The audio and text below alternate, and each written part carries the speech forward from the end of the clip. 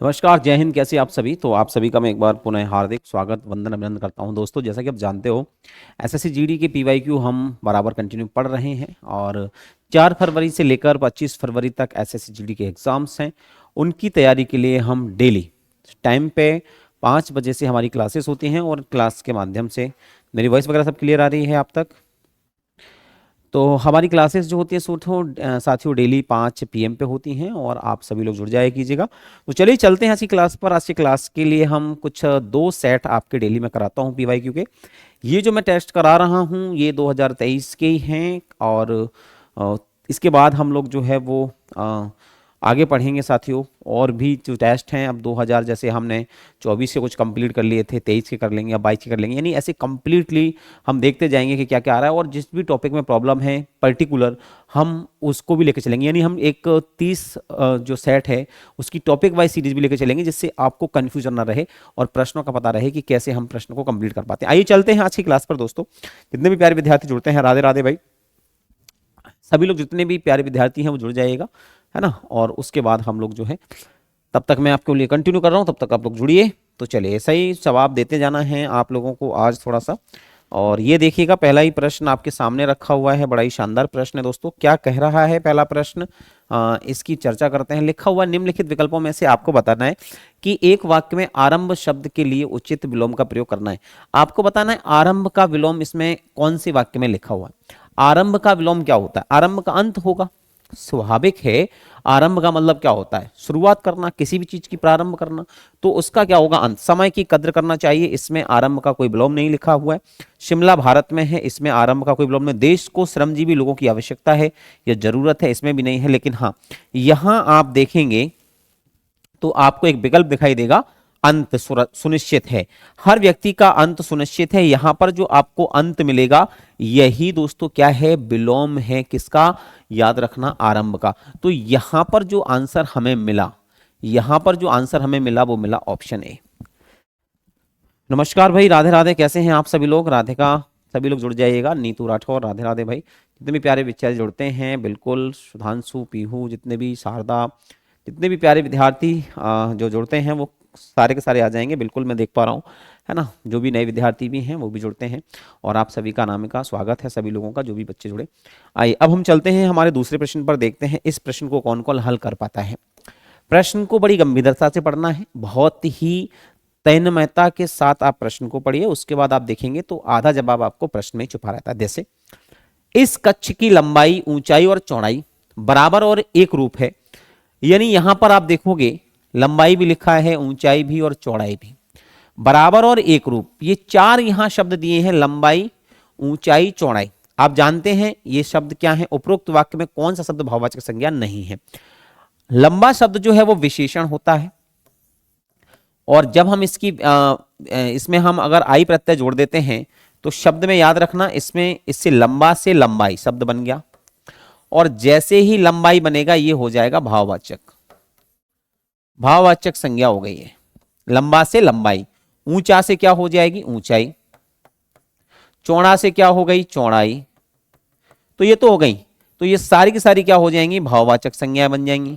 जैसे इनमें लगेगा आई प्रत्यय तो क्या बन जाएंगी? सबकी भाषाएं बन जाएंगी। जैसे ऊंचाई लिखा है ये भी भाववाचक है, या यहां पर चौड़ाई लिखा हुआ है ये भी भाववाचक है, तो ये बन जाएंगी। लेकिन एक रूप शब्द जो है ये भाववाचक संज्ञा में नहीं आता, इसलिए आंसर क्या हो जाएगा आपका? ऑप्शन ए हो जाएगा। तो सभी विद्यार्थियों का आंसर ऑप्शन ए आया है, बिल्कुल सही है। ठीक है, चलिए ये प्रश्न भी आपने कंप्लीट किया है। अब आपके सामने मैं तीसरा प्रश्न देखता हूं और देखता हूं कि इस प्रश्न को कौन कौन सही कर पाते हैं। सभी लोग अपने कमेंट बॉक्स में जवाब देंगे। जितने भी प्यारे विद्यार्थी हैं वो आंसर जरूर देते रहना, ठीक है। चलिए अब देखिए, इनमें से कौन सा शब्द गंगा का पर्यायवाची नहीं है? हम सब जानते हैं कि गंगा के पर्यायवाची कौन से होते हैं, हमने काफी बार पढ़े हुए हैं, तो आंसर झट से आ जाना चाहिए। विष्णुपदी, कालिंदी, देवनदी और त्रिपथिगा।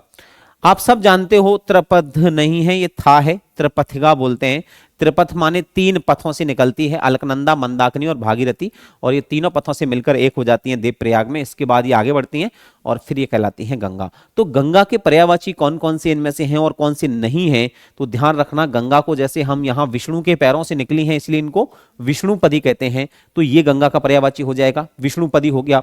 गंगा जो है वो देवों की नदी मानी जाती है, देवताओं की नदी मानी जाती है, इसीलिए इसे हम क्या कहते हैं, देव नदी कह लो, या हम इसको सूर्य सरिता कह लीजिएगा, है ना, या फिर हम इसको क्या कह लेंगे, शुर तटनी। ये सारे के सारे शब्द इसके लिए आ जाएंगे, ठीक है। लेकिन कालिंदी शब्द किसके लिए आता है, ये बड़ा ध्यान रखने वाली चीज है। यानी विष्णुपदी गंगा को कह लेना, देव नदी और त्रिपथिका, लेकिन हाँ कालिंदी शब्द जो है वो याद रखना किसके लिए आता है, वो आता है यमुना के लिए। और यमुना जो है वो सूर्य की पुत्री है, इसीलिए इनको अर्कजा भी कहा जाता है, याद रखना। काली है इसलिए इनको कृष्णा कहा जाता है, सूर्य की पुत्री है इसलिए इनको सूर्य तनया। सूर्य को ही एक पर्यायवाची है रवि, तो रवि के साथ अगर रवि पुत्री लिखा है या रवि तनया लिखा है तब भी किसका पर्यायवाची होगा, तो यमुना का ही पर्यायवाची होगा। ये भली भांति समझना पड़ेगा आपको कि हम इनको पढ़ते कैसे हैं। तो यहां पर ऑप्शनल 3 का जो ऑप्शन होगा वो ऑप्शन बी आपने पुट किया, ये सबसे अच्छी बात है। चले इसके बाद आप देखोगे तो चौथा प्रश्न आपके समक्ष आ जाएगा। क्या लिखा है चौथे प्रश्न में, इसको बड़ा ध्यान से पढ़ेंगे, इसके बाद आप देखेंगे। प्रश्न को पढ़ते जाइए, आंसर अपने आप आपके पास होंगे। दिए गए वाक्यांश के लिए उचित शब्द बताइए। किसी बात पर बार बार जोर देना। जब हम किसी बात पर बार बार जोर देते हैं, ठीक है, आपसे कहने की कोशिश करते हैं, तो उसको हट कहते हैं। क्या हट हो सकता है, लेकिन हट का मतलब जिद होता है, बारंबारता नहीं होती। बारंबारता का मतलब केवल बात ही होती है। हट धर्मिता, हट और हट धर्मिता एक ही गुण हो गया। आग्रह, किसी बात पर बार बार अगर हम जोर दे रहे हैं, हम केवल जोर दे रहे हैं, हम आपको हट नहीं कर रहे उसके लिए कि नहीं, किसी चीज को हम जोर कर रहे हैं। और जब हम किसी बात पर या कह सकते हैं ना, किसी बात पर हम बार बार जोर दे रहे हैं, इसका मतलब हम आपसे आग्रह कर रहे हैं, क्योंकि आग्रह की स्थिति जो है वो कैसी होती है, बार बार की होती है। तो सबसे बेस्ट इसका विकल्प जो है वो ऑप्शन डी निकल कर आना चाहिए। क्लियर है? हाँ भाई, चलिए आप सभी के ऑप्शंस भी मैं देख पा रहा हूं, डी निकल कर आ रहे हैं, वेरी गुड। चलिए अब हम चलते हैं हमारे 5वें प्रश्न पर, देखते हैं कि 5वें प्रश्न का क्या आंसर रहने वाला है। 5वां प्रश्न बड़ा ही शानदार है, लिखा हुआ है मनुष्य को जीवों का रक्षक बनना चाहिए। मनुष्य को जीवों का रक्षक बनना चाहिए। उपरोक्त वाक्य में रेखांकित शब्द के सही विलोम शब्द का चयन कीजिए। यह भी आपको पता होना चाहिए। अब यहां आप देखोगे तो कौन कौन से सही विलोम के चयन होंगे इसमें, ये देखना पड़ेगा। तक्षक लिखा है, वधिक लिखा है, भक्षक लिखा है और मारक लिखा है। आपको पता है रक्षक माने होता है रक्षा करने वाला, तो अगर आप इसका विलोम बनाओगे तो क्या बनेगा, भक्षक नहीं बनेगा। भक्षक का मतलब होता है ना, जो खा जाए, जो नष्ट कर जाए, जो नष्ट कर दे, आपको खत्म कर दे, है ना, जो आपका विनाश कर दे, उसको क्या बोलते हैं, भक्षक। तो जस्ट रक्षक का जो उल्टा या विलोम शब्द निकल कर आता है वो भक्षक हो जाएगा। इसका मतलब है कि 5वें प्रश्न का आंसर आपको क्या लगाना पड़ेगा, ऑप्शन सी पुट करना पड़ेगा। सब लोगों के यही आंसर रहेंगे। चलिए अब हम चलते हैं आगे, 6वें प्रश्न को देख लो एक बार। ये सारे प्रश्न वो हैं जो आए हुए हैं। अगर इससे पहले बच्चों ने जिनकी जॉब हो गई है एसएससी जीडी में, वो उन्होंने इन प्रश्नों को हल किया होगा और उन्हीं के बिहाफ पर इनको नंबर मिले होंगे, और आज वो अच्छे अच्छे अपनी जहां पर भी हैं पोस्टिंग है, कहीं सीआईएसएफ में, कहीं आईटीबीपी में, बीएसएफ में, एसएसबी में, या आप देख सकते हो असम राइफल, बहुत सारे तमाम ऐसी पोस्टिंग होती हैं पैरामिलिट्री फोर्सेस में, अर्धसैनिक बलों में, जहां बच्चे एसएससी जीडी के थ्रू जाते हैं। अब मैं बात करूं जो बहुत कम जानता हो उसके लिए एक शब्द क्या होगा, वाक्यांश के लिए एक शब्द आपने पढ़े हैं, तो जो बहुत कम बोलता है उसे बोलते हैं, जो बहुत कम जानता है, बोलता नहीं है, कम जानता है, वो अल्पज्ञ है, ध्यान रखना। जिज्ञासु का मतलब होता है जिसको जानने की इच्छा हो। सर्वज्ञ का मतलब होता है जो सब जानता हो। और कृतज्ञ का मतलब हो जो एहसान को मानता हो, उपकार को मानता हो। किए गए एहसान या उपकार को मानने वाले व्यक्ति के लिए शब्द आता है कृतज्ञ, है ना। इसका विलोम होता है कृतघ्न, जिसका मतलब होता है जो किए गए एहसान या उपकार को न मानता हो। अब इस प्रश्न को कंप्लीट करते हुए हम बढ़े हमारे 7वें प्रश्न पर। 7वां प्रश्न क्या है, बड़ी ही शानदार तरीके से 7वां प्रश्न आपके लिए गढ़ा गया है। लिखा है आपको बताना है कि इस वाक्य में, आपको बताना है अशुद्धि कहां है, कौन से वाक्य में अशुद्धि है। शब्द की अशुद्धि का मतलब होता है वर्तनी, पहचाननी है। चावल का अभाव चिंतनीय है। आप सब जानते हैं कि चावल ऐसे लिखा जाता है, कोई गलती नहीं है। अभाव भी ऐसे लिखा जाता है, लेकिन चिंतनीय में थोड़ी सी गलती है। चिंतनीय लिखिए, लेकिन चिंतनीय लिखा कैसे जाता है ये भी पता होना चाहिए, है ना। तो चिंतनीय में क्या होगा, नीय शब्द आता है, तो आंसर ऑप्शन जो है वो बी गलत हो जाएगा। आप सभी को भी आंसर क्या लगाना चाहिए था, इसका ऑप्शन बी लगाना चाहिए था। आप सभी लोग आंसर पुट करिए, मैं आपको इसका एक दूंगा, डेमो प्रस्तुत दूंगा कि आपने कितने आंसर सही किए दोस्तों। इसके बाद अब चलते हैं हमारे 8वें प्रश्न पर पहुंचे। 8वें प्रश्न पर क्या लिखा हुआ है ये पढ़िएगा जरा। निम्न में से कौन सा शब्द संख्यावाचक विशेषण का उदाहरण नहीं है? समझिए जरा बात को, है ना। संख्यावाचक विशेषण का उदाहरण नहीं है, लगातार, दोगुना, पहला और बहुत। संख्यावाचक विशेषण की अगर मैं बात करता हूं तो संख्यावाचक विशेषण में दोगुना शब्द आता है, पहला भी आता है, याद रखना, बहुत भी। लेकिन लगातार शब्द जो है वो विशेषण की क्रिया नहीं है, ये क्रिया विशेषण है बच्चे। क्या है ये जो शब्द है वो क्रिया विशेषण शब्द है। इसको हम विशेषण की श्रेणी में ना रखें जो कि अव्यय होते हैं, ठीक है। ये अव्यय है, ये विशेषण में नहीं है, ये अविकारी है, अलग से है। इन तीनों को हम डाल सकते हैं, जैसे है ना, दोगुना कोई भी हो जाए, दोगुना रुपया हो गया हमारे पास, है ना, पहला घर, दूसरा घर, तीसरा घर, ये संख्यावाचक है। बहुत लोग, बहुत सारी भीड़, बहुत लोग, बहुत कुर्सी, बहुत पैसे, तो यहां पर हम तीनों को तो प्रयोग कर सकते हैं संख्यावाचक विशेषण में, लेकिन लगातार शब्द विशेषण ही नहीं है। क्यों? क्योंकि तो क्रिया विशेषण है, जो कि किसका भेद है, अव्यय का भेद है। तो यहां पार्टिकल आंसर जो हो जाएगा वो ऑप्शन ए आपको लगाना पड़ेगा, राइट। चलिए नेक्स्ट प्रश्न पे चलते हैं। नेक्स्ट प्रश्न ये देखिए, अब 9वां प्रश्न क्या कह रहा है।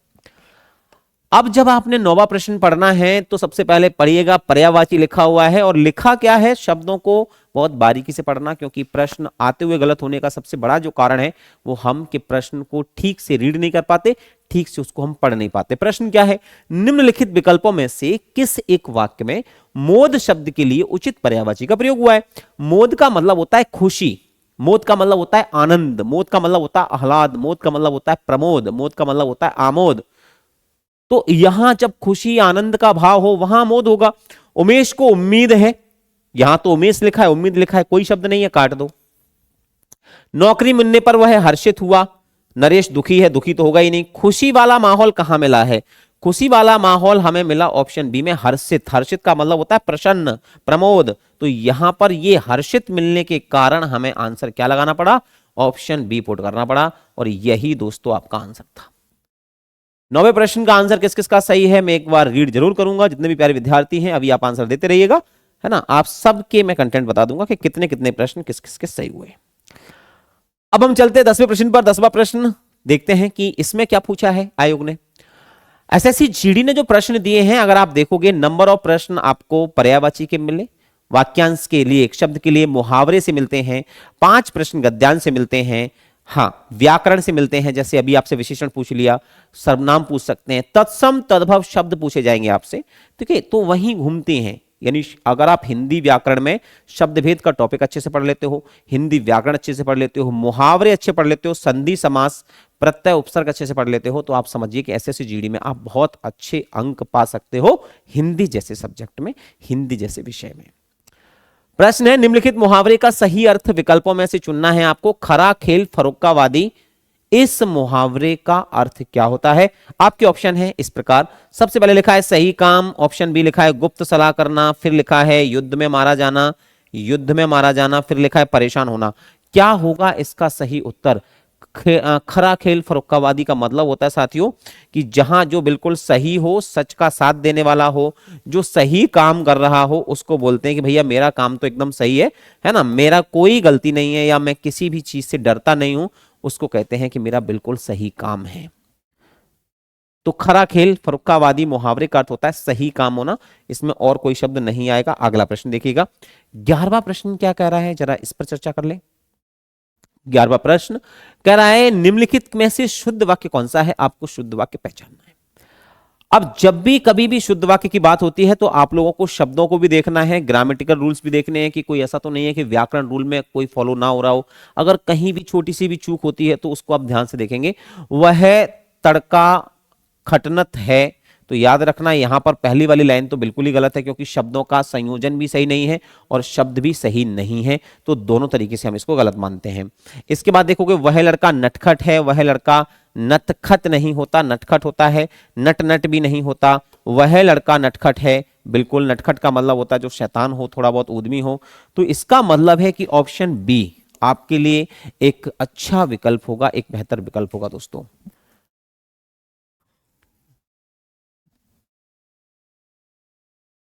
चलिए,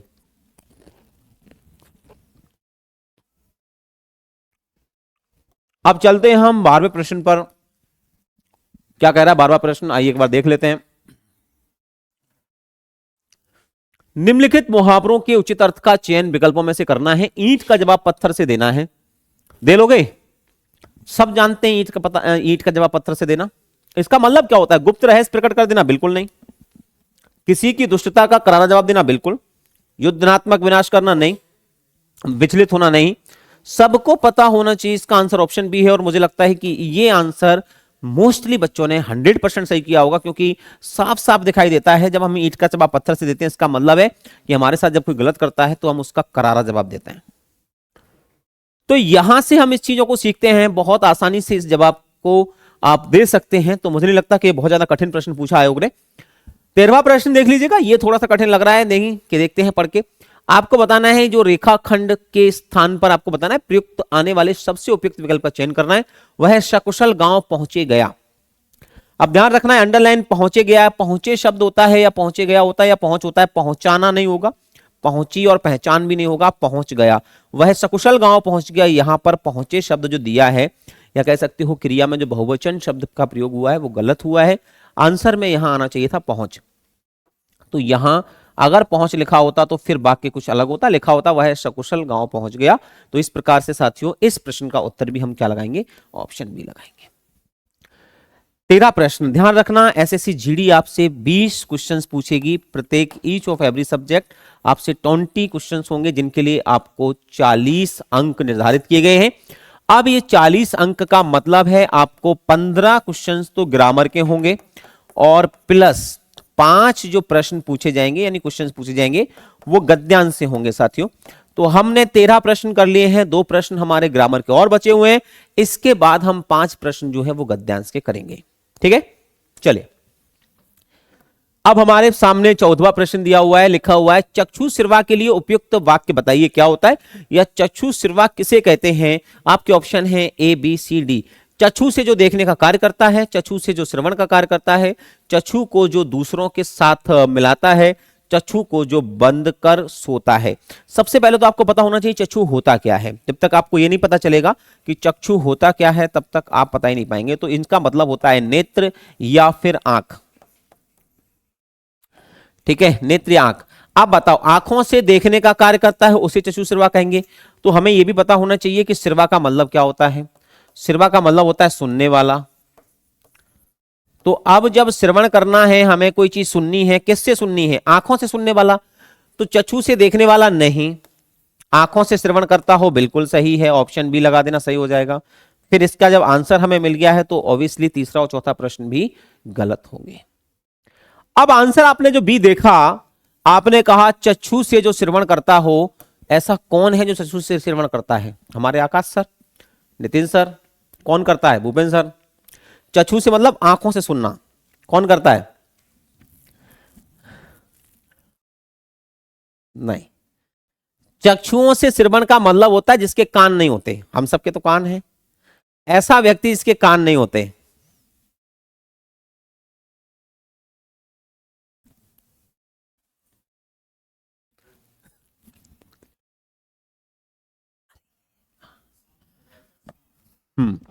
तो एक जवाब तो आ गया है, सर्प होता है, बिल्कुल। यानी आप देखोगे तो सर्प के कान नहीं होते, ध्यान रखना। अब ऐसा मत कहना गुरुजी आप गए थे क्या, सर्प के कान नहीं होते, लेकिन हाँ सर्प आंखों से सुनता है ऐसा कहा जाता है, इसीलिए सर्प के लिए शब्द आता है। चक्षु श्रवा किसका पर्यायवाची है? तो बताना सर्प का है। सर्प को नाग भी कहते हैं, सर्प को अही भी कहते हैं, सर्प को हम साथियों भुजंग भी कहते हैं और उरग भी कहते हैं। बड़े अच्छे अच्छे नाम है सांप को। सांप को इतने प्यारे प्यारे नाम दिए गए हैं, पनंग भी कहते हैं, विषधर भी कहते हैं। तो कभी भी सर्प के अगर पर्यायवाची आ जाए तो उसमें से एक पर्यायवाची आप चक्षु श्रवा भी जोड़ लेना। क्लियर? आइए चलते हैं एक और प्रश्न पर। एक और प्रश्न है, इसके बाद हम 5 प्रश्न जो है वो गद्यांश से पढ़ेंगे। प्रश्न क्या है पढ़िएगा एक बार। निम्नलिखित वाक्यांश के लिए उपयुक्त सार्थक शब्द क्या होना चाहिए? किसी व्यवस्था को देखने वाला। किसी भी व्यवस्था को अगर कोई देख रहा है तो उसको क्या बोलेंगे? व्यापक बोलेंगे, व्यापक माने तो बहुत बड़ा हो गया, व्यापक बोलेंगे, व्यवहारिक नहीं बोलेंगे, क्या बोलेंगे, व्यवस्थापक। जो व्यवस्था देखता है वो कौन है, व्यवस्थापक होता है। ये सारे के सारे प्रश्न 2023 की शिफ्ट में, शायद 23 फरवरी की शिफ्ट में पूछे जा चुके हैं, शायद थर्ड शिफ्ट थी, थर्ड शिफ्ट में पूछे गए हैं। तो स्वाभाविक है कम से कम कि ये प्रश्न जब एसएससी जीडी के आयोग ने स्वयं आपसे पूछे हैं, आज से 1 साल पहले पूछे हैं, तो मुझे लगता है कि अब कुछ ऐसी ही सिनेरियो होगा, ऐसे प्रश्न बनेंगे। तो आप ये मत सोचिएगा कि प्रश्न कैसे आएंगे। अगर आप इन प्रश्नों को हल कर पा रहे हैं तो मुझे लगता है कि आगामी जो परीक्षा आपकी 4 फरवरी 2025 को होनी है, उसमें भी आप अपना अच्छा प्रदर्शन कर पाएंगे, ऐसी मैं उम्मीद और आशा रखता हूं। अब यहां से शुरू होंगे, हमारे 15 प्रश्न कंप्लीट हो गए हैं। अब यहां से जो शुरू होंगे वो होंगे आपके गद्यांश। हम गद्यांश को पढ़ेंगे और इस गद्यांश के बीच में जो रिक्त स्थान है उनकी पूर्ति हम यहां दिए गए विकल्पों में से करेंगे। सभी तैयार हैं? आइए देखते हैं कि किस प्रकार का गद्यांश यहां दिया हुआ है। शुरुआत है यहां से, जहां लिखा हुआ है वर्तमान युग जो है वो विज्ञान का युग है। ठीक है, वैज्ञानिक क्या करें, वैज्ञानिक ने हमारे जीवन को सुखी बनाया। वैज्ञानिक आविष्कारों ने, असंतुलन ने नहीं, तिरस्कारों ने नहीं। अगर जीवन को सुखी बनाया है समस्याओं ने, वैज्ञानिक की समस्याओं ने जीवन को सुखी नहीं बनाया, वैज्ञानिकों द्वारा किए गए आविष्कारों ने जीवन को सफल बनाया है। यानी इस विकल्प में ऑप्शन ए मुझे लगता है परफेक्ट होगा। आविष्कार सबसे अच्छा होगा यहां विकल्प, मुझे शायद यही लगता है।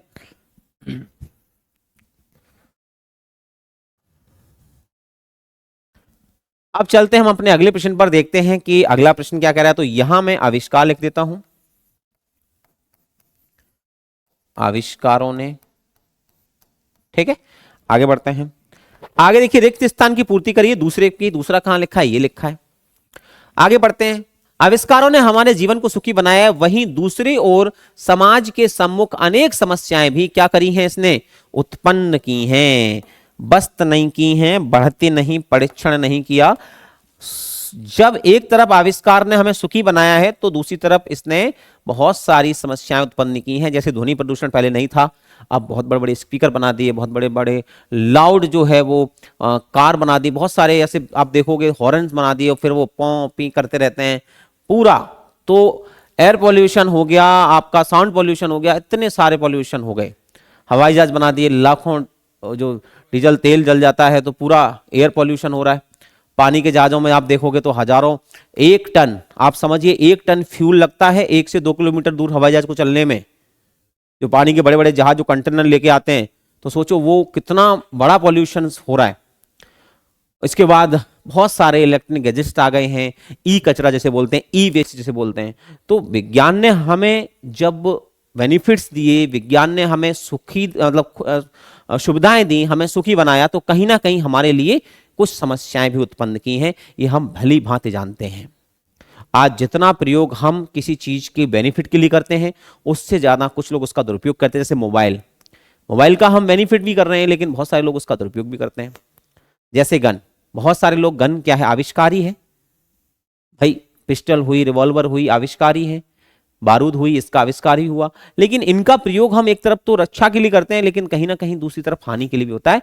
तो कहीं ना कहीं जब विज्ञान के आविष्कारों ने हमें जीवन हमारा सुखी भी बनाया है, तो कहीं ना कहीं उत्पन्न भी किए, हमें समस्याएं भी उत्पन्न की हैं। इनमें प्रदूषण की समस्या अत्यंत, आगे देखो प्रदूषण लिखा मिल गया है हमें, तो कहने की आवश्यकता नहीं है। और प्रदूषण की समस्या अत्यंत गंभीर है, तो यहां अत्यंत गंभीर में लिख सकता हूं। आप देख सकते हो हालात क्या हैं, बद से बदतर हैं। बहुत सारी जो मेट्रोपोलिटन सिटी हैं, जिन्हें मेट्रो सिटीज कहते हैं, चाहे मुंबई की बात करूं, मैं दिल्ली की बात करूं, प्रदूषण देख लो किस लेवल पर प्रदूषण है। तो ये जो लेवल है उसी को क्या कहते हैं हम, अत्यंत गंभीर समस्या है। इसका अर्थ है, अब हम चौथे पे क्या लगाएंगे, तीसरे पे तो हमने यहां लगा दिया गंभीर। गंभीर का मतलब होता है सीरियस।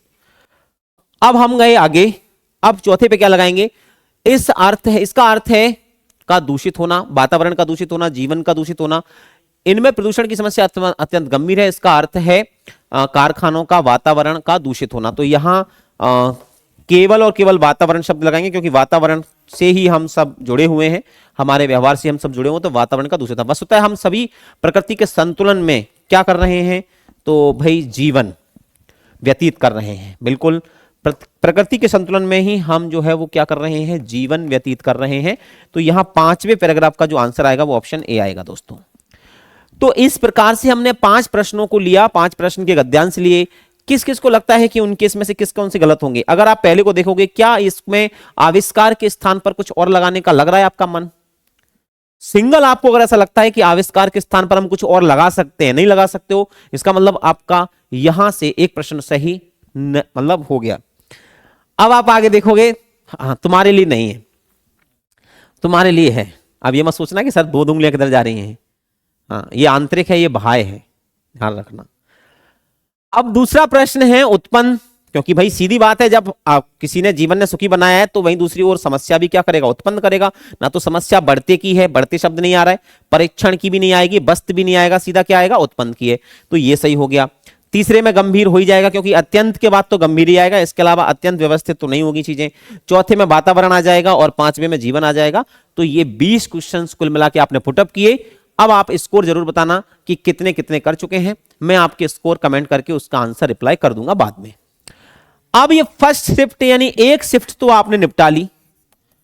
अब साहब छुट्टी हो गई और ठीक 1 घंटे बाद 60 मिनट की एक और शिफ्ट आती है, जिसमें बच्चों को पूरा कंप्लीट पेपर करना होता है। तो चलिए चलते हैं सेकंड शिफ्ट पर और देखते हैं कि सेकंड शिफ्ट में किस प्रकार के प्रश्नों का सामना हमारे बच्चों को करना पड़ा था। यह रही आपकी सेकंड शिफ्ट। पहला ही प्रश्न क्या है, पहले प्रश्न का प्रयोग आप सही से करेंगे चाय की चुस्की के साथ।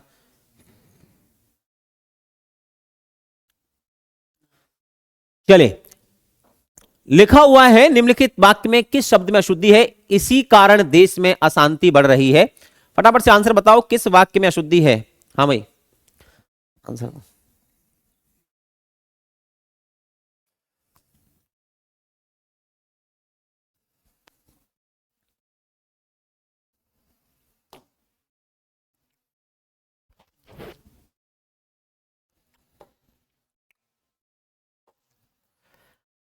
अशांति में अगर आप देखोगे तो शांति की शुद्ध वर्तनी क्या होती है, ये आपको ध्यान आना चाहिए। अशांति कैसे लिखा जाता है, तो ये ध्यान रखना है आपको कि शांति में जो है वो छोटी की मात्रा आती है, बड़ी की नहीं आती। तो यहां पर एक छोटी सी वर्तनी संबंधी अशुद्धि थी। ये वाक्य आप तब कर सकते हो जब आपने हिंदी में वर्तनी बहुत अच्छे से पढ़ी हो, और अगर वर्तनी में कहीं गड़बड़ी है तो फिर आप चूक सकते हो। बहुत छोटे छोटे से शब्द हैं जो अभी, जैसे इससे पहले हमने चयनित पूछा था तो चयनित में छोटी की मात्रा लगी थी। अशांति पूछ लिया, अशांति में बड़ी की मात्रा दे दी जबकि छोटी की आती है। तो ऐसी छोटी छोटी जो गलतियां हैं वो आपको ध्यान रखना है, इसलिए वर्तनी जरूर पढ़ना। वर्तनी संबंधी प्रश्न के 2 से 3 प्रश्न मिलते ही मिलते हैं। आइए आगे बढ़ते हैं। 21वां प्रश्न हमने कंप्लीट कर लिया है। छक्के छुड़ाना मुहावरे का अर्थ क्या होता है, फटाफट से कमेंट करके बताओ। छक्के छुड़ाना मुहावरे का अर्थ क्या होता है?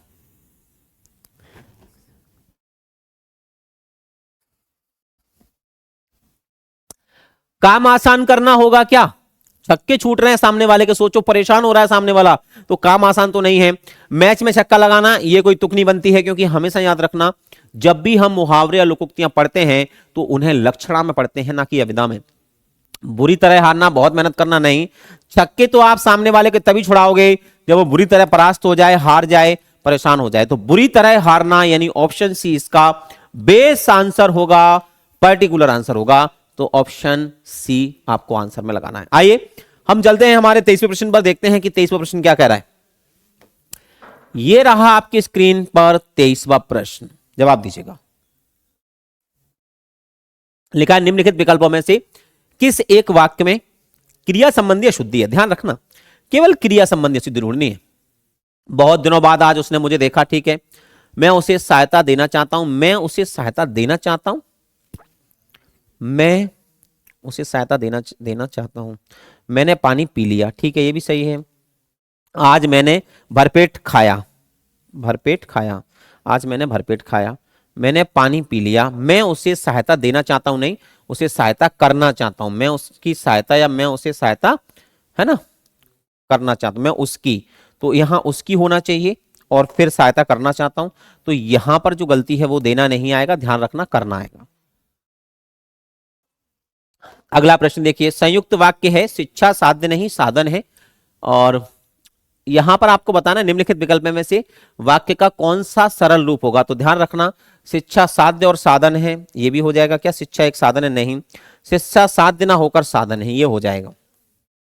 शिक्षा साथ देना होकर साधन है, आंसर क्या हो जाएगा? Option B.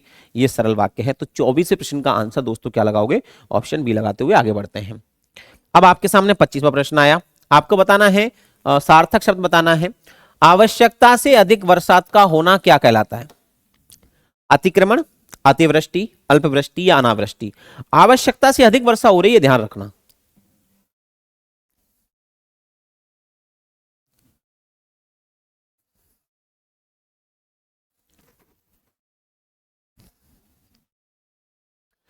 आवश्यकता से अधिक वर्षा होना और बरसात का कम होना और बरसात का ना होना। अगर बरसात कम हो रही है तो अल्पवृष्टि, अगर बरसात बिल्कुल नहीं हो रही है तो अनावृष्टि, और अगर बरसात तेज हो रही है या बहुत ज्यादा हो रही है तो वो क्या कहलाती है? अतिवृष्टि कहलाती है। और इसका विलोम भी याद रखना, अतिवृष्टि का विलोम ही होता है अनावृष्टि, ध्यान रखना। तो ये भी सही कर लिया आपने। तो चलिए एक और प्रश्न लेके चलते हैं। 26वां प्रश्न है और अधिकरण कारक के अनुसार आपको ये शुद्ध करना है। यानी अधिकरण कारक की विभक्ति होती है मैं या पर, इनमें से आपको बताना है कि कौन सा सही है, मैं आएगा या पर आएगा। ठीक है, कपड़े छत के सूख रहे हैं, के तो आएगा ही नहीं। मैं या पर आएगा, से भी नहीं आएगा और के भी नहीं आएगा। क्या आएगा? मैं या पर। देखो क्या लिखा हुआ है, आप कहोगे गुरुजी पर लिखा हुआ है, तो जी हाँ दोस्तों, कपड़े छत पर सूख रहे हैं। ना तो छत के सूख रहे हैं ना छत से सूख रहे हैं, छत पर सूख रहे हैं। तो आंसर हो जाएगा ऑप्शन डी। अब देखिएगा 27वां प्रश्न क्या पूछ रहा है, जरा इसको भी देख लीजिएगा।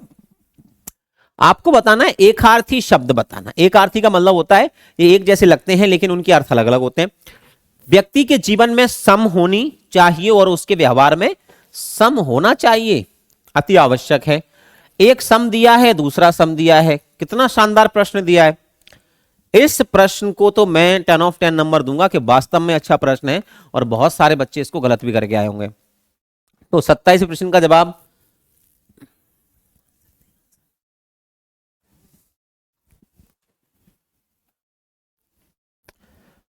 27वें प्रश्न का जवाब क्या होगा फिर कौन बताएगा? हालांकि इतना भी कठिन नहीं है, मैंने पढ़ाया हुआ है। हम इस सम का मतलब अगर जानते हैं, कहते हैं ना सम माने होता है समान। तो समान कहां कहां लिखा है? गणित का प्रश्न है क्या? नहीं। लास्ट में क्या है? सम, रात नहीं, भाग नहीं। समान कहां लिखा है? ये लिखा है। तो एक छोटी सी चीज से हम पकड़ सकते हैं, बहुत ज्यादा बड़ा नहीं करना। बाकी का आपने अगर कभी पढ़ा हो तो मैंने बहुत बार पढ़ाया है कि शांत रस का, मैंने बहुत बार पढ़ाया है कि शांत रस का जो स्थाई भाव होता है, स्थाई भाव, वो एक तो होता है निर्वेद और दूसरा होता है शम। तो शम का मतलब होता है शांति, ध्यान रखना। दूसरा क्या होता है? मैंने पढ़ाया हुआ है, निर्वेद और शम।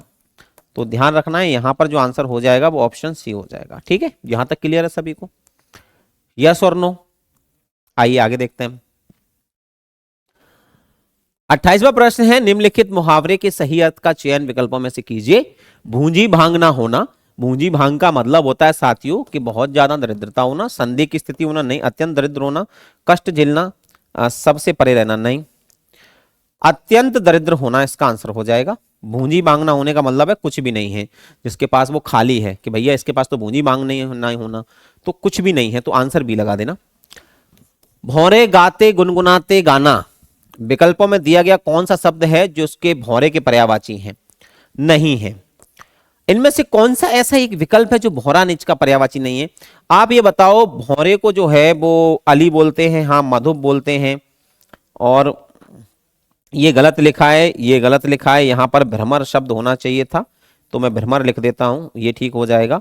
ये सफरी जो है वो मछली को बोलते हैं, आप इसको याद रखना। ये मछली का पर्यायवाची है, तो ये मछली को कहते हैं सफरी। सफरी कह लो, मछली को झस कहते हैं, मछली को पाड़ौन कहते हैं, ये मछली के पर्यायवाची हैं, ध्यान रखना। तो यहां पर आंसर क्या हो जाएगा? ऑप्शन डी हो जाएगा। बाकी का ये भ्रमर लिखा हुआ है, टाइपिंग से मिस्टेक हो गई, कोई बात नहीं। भ्रमर लिख दिया मैंने, मधुप लिख दिया, अली लिख दिया। ये तीनों पर्यायवाची जो है वो किसके हैं? भौरे के हैं, यह भी ध्यान रखना है। इसके बाद साथियों 30वां प्रश्न है, निम्नलिखित वाक्य के रेखांकित के स्थान पर आने वाले शब्द को आप बताना है। इस गीत की 2-4 लड़ियां, बेटा लड़ियां नहीं होता, कड़ियां होता है। तो यहां पर कड़ियां कहां लिखा हुआ है? लाइन इंग्लिश वर्ड है तो लाइन में बोलेंगे नहीं, शब्द बोलते नहीं है।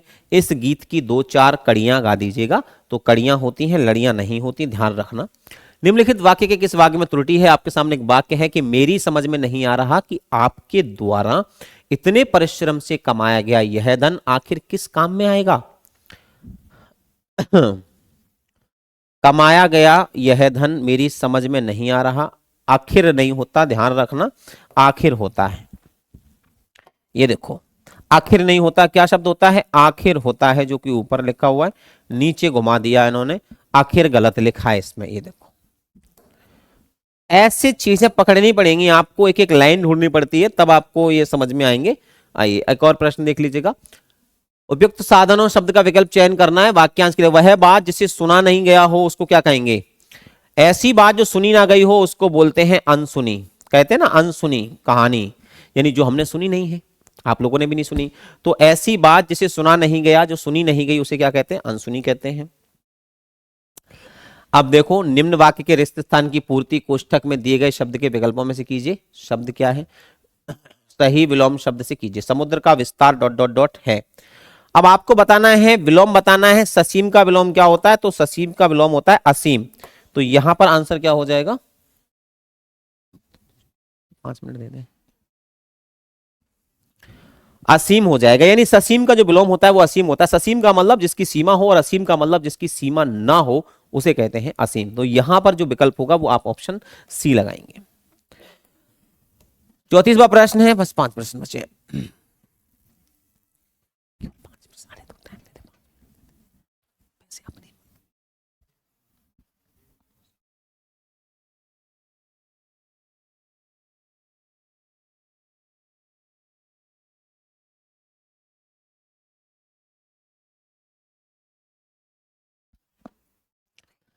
निम्न में से सरस्वती का पर्यायवाची नहीं है, यह आपको बताना है। दामिनी, भारती, शारदा और वागेश्वरी।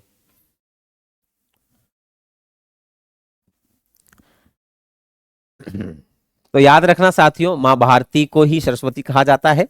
शारदा, वागेश्वरी या महाश्वेता जो है वो भी कौन है? तो मां भारती ही है, सरस्वती ही है। ध्यान रखना, ये सारे सरस्वती के पर्यायवाची हैं। दामिनी शब्द जो आता है वो आता है बिजली के लिए। ध्यान रखना, ये बहुत बार प्रश्न आ चुका है, इसलिए इसको याद रखना। बिजली को क्या बोलते हैं? तो दामिनी कहा जाता है, दामिनी का पर्यायवाची है। ये हिंदी व्याकरण के कुल 15 प्रश्न कंप्लीट होंगे आपके यहां पर आके। ठीक है, लिखा हुआ निम्न में से किस वाक्य में खग के सही अनेकार्थी शब्द का प्रयोग हुआ है? खग का मतलब क्या क्या होता है? जैसे पक्षी को खग बोलते हैं, है ना। खग आसमान में उड़ने वाली चीजों को खग कहते हैं। ठीक है। किशोर दुष्ट लड़का है, यहां पर कोई खग दिख रहा है क्या? नहीं। वह बहुत बड़ा डाकू है, यहां पर कोई खग दिख रहा है? नहीं। पक्षी करलब कर, अब यहां देखो पक्षी शब्द देखो आ गया, ये देखो आ गया। सुहास की भाषा अत्यंत सुंदर है, इसमें भी नहीं है। यानी ऑप्शन सी, खग का मतलब होता है पक्षी, खग का मतलब होता है बादल, खग का मतलब होता है सूर्य, खग का मतलब होता है चंद्रमा। यानी आकाश में विचरण करने वाली तमाम चीजों को हम खग कह सकते हैं। इसके बाद साथियों हमारे पास जो है वो है एक पूरा का पूरा पैराग्राफ, जिस 5 क्वेश्चन है, नॉर्मल है। आइए एक बार देख लेते हैं। शुरुआत है यहां से कि भारत ने ... प्राप्त करने के बाद, क्या प्राप्त करने के बाद? स्वाधीनता प्राप्त करने के बाद। तो याद रखना, यहां स्वाधीनता लगाएंगे हम। भारत ने स्वाधीनता प्राप्त करने के बाद अनेक क्षेत्रों में महत्वपूर्ण उपलब्धियां प्राप्त की हैं। जब हम स्वतंत्र हुए तो उस समय हमारी स्थिति अच्छी नहीं थी, सरकारी प्रयासों से काफी सुधार हुए, परंतु अभी भी एक ... ऐसा है। अब क्या? एक क्षेत्र ऐसा है, एक मामला ऐसा है। देखो, मामला शब्द का प्रयोग नहीं होता, सेक्टर होते हैं। सेक्टर को हम क्षेत्र के रूप में देखते हैं। तो एक क्षेत्र ऐसा है जिसमें हम अभी तक कुछ विशेष नहीं कर पाए, वह क्षेत्र है, देखो यहां पर हम क्रॉस चेक भी कर सकते हैं, वह क्षेत्र है खेलों का। इसमें बड़ी विडंबना और क्या हो सकती है कि वर्षों से हम ओलंपिक में कोई भी स्वर्ण पदक नहीं जीत पाए। दुनिया के छोटे छोटे अविकसित निर्धन राष्ट्रों के प्रतिभागी भी, आगे क्या लिखा हुआ है? प्रतिभागी भी खेल कूद के क्षेत्र में। तो मुझे लगता है संगीत की बात ही नहीं हो रही, बात खेल कूद की हो रही है। तो तीसरा भी कंप्लीट कर लिया। खेल कूद के क्षेत्र में हमसे आगे निकल गए। कभी हॉकी का विशेष चैंपियन रहने वाला भारत आज इस खेल में अपनी प्रतिष्ठा खो चुका है। खेलों के गिरते स्तर के लिए कौन जिम्मेदार है? एक और सरकार की उदासीन दोषपूर्ण सरकारी नीतियां है, या तो फिर दूसरी ओर विभिन्न खेल संघों की क्या दोस्ती, तो खेल संघों में क्या होती है, बड़े स्तर पर इसको मित्रता नहीं कहते, दुश्मनी नहीं कहते, क्या कहते हैं, गुटबाजी कहते हैं। ध्यान रखना, जब बड़े स्तर पर जो लोग आपस में मिलकर सांठगांठ करते हैं ना, उसको गुटबाजी कहते हैं। तो गुटबाजी खिलाड़ियों के लिए सुविधाएं एवं प्रशिक्षण का सर्वथा अभाव या कुछ और प्रतियोगिताओं में भाग लेकर खाली हाथ लौटने पर सभी एक दूसरे को दोषी बताते हैं।